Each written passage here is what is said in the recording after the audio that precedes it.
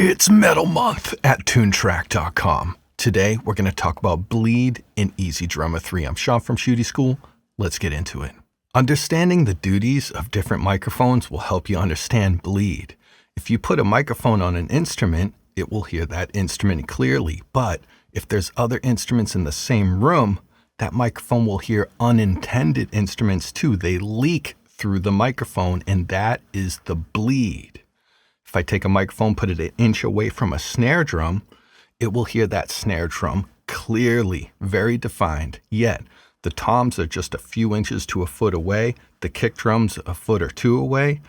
Those sounds bleed through the snare drum microphone. They leak through the snare microphone. That's bleed. I'm going to break all the microphones down into three simple groups: direct mics, overhead mics, and ambient mics, and then we'll discuss how they relate to bleed. Direct microphones are placed on all the drum shells like the kick, the snare, and the toms, and we usually see them on the hi-hat and the ride as well. Now, these mics are about an inch away from their target, so they have a very direct sound, and I am using some fake microphones that I'm overlaying on the screen just for demonstration purposes. They're not a part of EZdrummer 3. Now, when it comes to bleed, the Toontrack engineers edit out their bleed or record in a certain way so bleed doesn't exist, except usually on the bottom snare drum microphone. That's like a special sauce sound bleed that everyone wants to include in their mix, or the majority of people. When it comes to EZdrummer 3, it's way more authentic. You can actually control bleed everywhere on every microphone. There's one of those differences between EZdrummer 3 and EZdrummer. Back to EZdrummer. If we just solo up just these direct microphones, you will hear the kit tighten up, and that is a sound that a lot of people desire. So let me go over to EZdrummer 3. I'll hit play on this beat. This is just the basic main room first default preset here. And if I select all the direct microphones, I'm going to include the overheads as well so we still hear the cymbals. And I hit solo, listen to the difference tighten up because we're utilizing mostly direct microphones. It's a big difference, and the more direct, tight sounding kit will cut through your metal mixes better.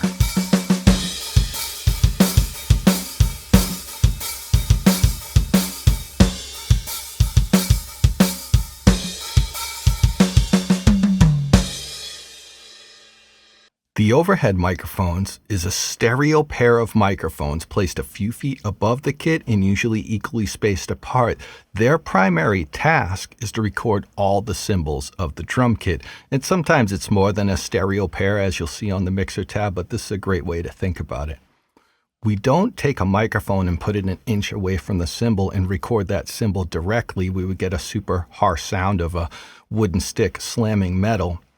The overhead microphones are placed up in the air and apart to get a mix of all of the cymbals.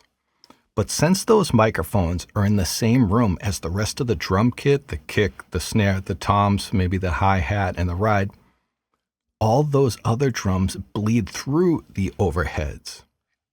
So there's a lot of bleed to consider, and this is how it is traditionally in the real world. Of course, Toontrack will help you control this. We'll get into that later. But when you solo up the overhead microphones, which we're about to do, you're going to hear the entire kit, even though their primary purpose is to record just the cymbals. Let's check it out. Here's two overhead channels right here, abbreviated by OH. Let's solo it up.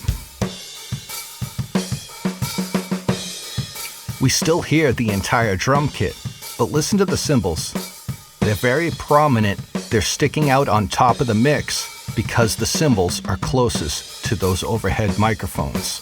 And that's something really to acknowledge. When you turn up your overhead microphones, you might be turning up the rest of your drum kit. That's something to keep in mind, and it's a secret to getting your drum tone.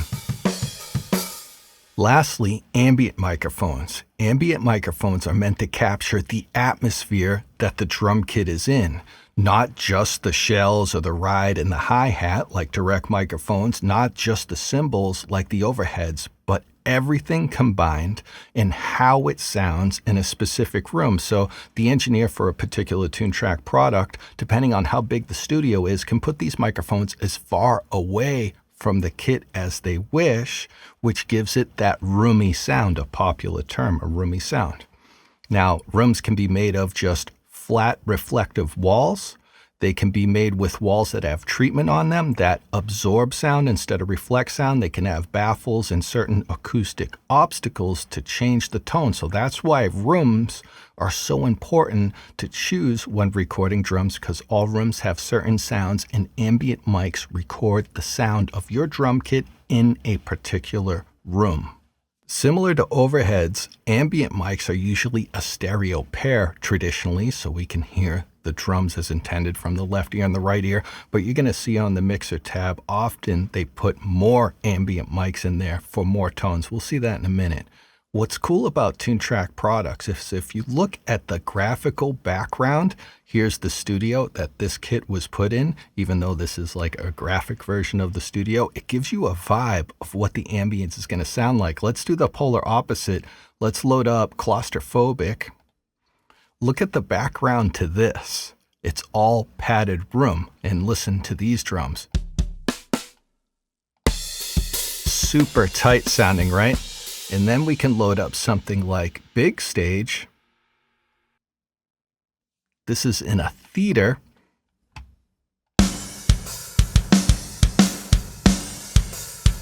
Just to give you an example, the trick to most of these sounds from those few EZXs I went through, those are the ambient microphones. So let's check out those ambient microphones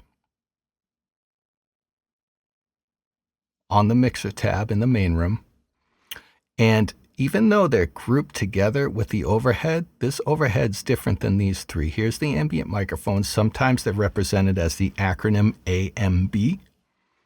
And this crunch channel, that is an ambient mic. It's just a mono ambient mic going through a particular preamplifier, so they creatively named it crunch. So let's check this out. Here's the whole preset. And now let's just solo up the ambient microphones. Here we go. We hear every single drum. This is what the room sounds like. And the idea is to blend these microphones with your direct mics and your overhead mics to get your tone.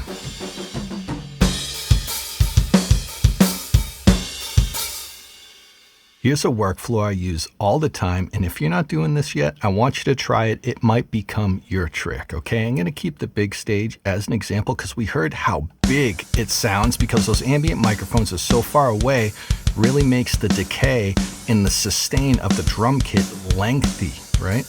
Let's go over to the mixer tab. Let's find our ambient microphones. It's these right here, but only 3 of them are being used, right? Let's listen to them. Sounds huge, sounds very sustaining. We're only using 3 of them. Let's turn them down. Now we're only using the direct microphones like we did at the beginning of this video. We still hear some reverb, but ignore that. Now we've excluded this room, the graphic in the back. It's basically eliminated. We have direct sounding drums. That's why I absolutely love this EZX. It's a powerhouse. But more importantly, the trick and the workflow I'm showing you. Here's your more tighter kit from the Big Stage. And now we're hearing the reason why he recorded in that room by bringing up the ambient microphones. No matter what EZX you have, and when you load up an EZX, you're going to have a ton of presets that come with it. Think about the ambient microphones. That might be your special sauce for your next song.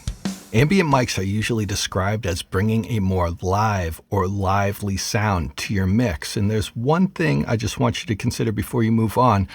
During this video, and probably while you're getting drum tones, you probably have EZdrummer or Superior Drummer soloed up, so you're only hearing the drums. So you have like a magnifying glass with the ears right on it. You hear every single detail. But when you unsolo EZdrummer or Superior and you hear your drum tone in a whole mix, a lot of that ambience gets gobbled up. So if you're looking for that ambient tone, don't be surprised if you have to crank up those ambient mics even more when you're finally in post-production mixing your song. Hopefully by now we understand how the three microphone groups, direct, overhead, and ambient, have natural bleed in the real world, and maybe how you can consider mixing with that bleed in mind. Now I want to introduce to you Toontrack's artificial bleed. It's introduced to you as an effects module on the mixer tab, and 𝗘𝗫𝗖 has complete control over bleed. That's for another video, another day. Now, when it comes to bleed, I cover this in so much more detail on my YouTube members and Patreon, but today I want to introduce to you the two most important macros in that bleed effects module. We're back in EZdrummer 3's main room, and we're on the default preset Studio Basic. I'll go over to the Mixer tab, and here's that bleed effects module and the OH, meaning overhead, and the ambience macro knobs. That's what we're going to focus on. Those are the secret sauce that I love and use all the time. Let's recap definitions real quick. The overhead mic, I'm going to solo it up, hit play. It's intended to capture the cymbals, yet the entire kit bleeds through those microphones. And the ambient microphone, that's intended to capture the atmosphere, the entire kit at the same time. But I want to isolate my cymbals so I can treat only my cymbals and only turn my cymbals up and down without turning up the entire kit. That's why this overhead bleed knob exists. Check this out. Solo the overhead. Grab the overhead bleed knob, and I'm going to pull it all the way down. We finally have isolated only the cymbals. So if you want a tighter drum sound by removing the drums from your overhead mics and only hearing cymbals, you get a tighter sound. But better than that, you only hear cymbals. And now you can finally adjust only the volume of the cymbals without also adjusting the rest of the drum kit's volume at the same time. It's super awesome, complete control. Try not to forget this exists. This is absolutely amazing, okay? Or you can actually mix the drum kit in even more through the overhead mics if that's the more natural sound you're going for because you're used to bleed being in your drums or you like the tone, okay? Let's move over to the ambient microphone. This does the absolute opposite, which is absolutely amazing because when you isolate your cymbals through your overhead track with your overhead bleed knob, that's great, but cymbals are only isolated there. Your cymbals are still coming through your ambience microphones, so you still don't have 100% complete control until you pull the cymbals out of your ambience microphones. And that's what this other bleed knob right here, ambience bleed, does. Watch when I pull this out. Remember, we have the ambience mic soloed up.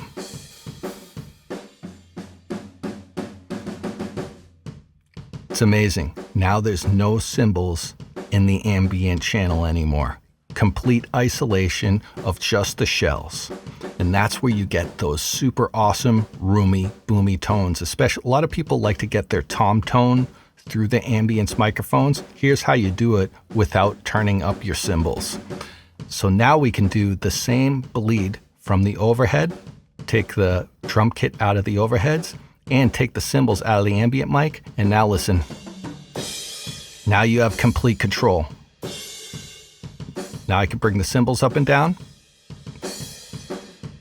Now I can bring the drums up and down through just your ambient and overhead microphones. That's the bleed module. It's absolutely amazing.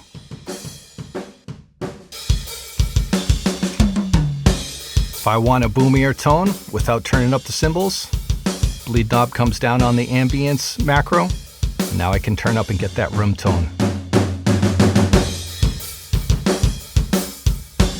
If my cymbals seem a little quiet or too loud, now I can only turn up and down the cymbals.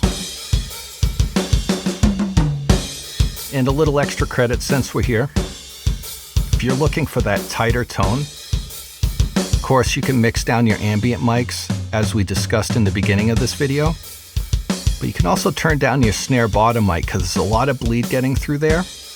And a lot of people have very different preferences, but there's a lot of snare decay here. This might make your snare seem a little tighter. And then you could turn up your direct snare mic to compensate. And lastly, the kick out microphone, That microphone's furthest away from the kick drum. It lives on the outside and it's possibly a few feet away from the beater of the kick drum. So you can get a tighter tone by pulling the kick out, down. You could make up for that with the direct kick drum mic. So that's how you get a direct, more direct sounding. And of course you do all the opposite moves for a more lively sound. Check out Toontrack.com every November, not only because they're putting out new metal-themed products, but because they release a ton of content just like this video every year. It's awesome. It's a great experience. I'm Sean from Shootie School. Check out ShootieSchool.com for hundreds of free videos just like this one in full courses. See you on the next one. Rock on.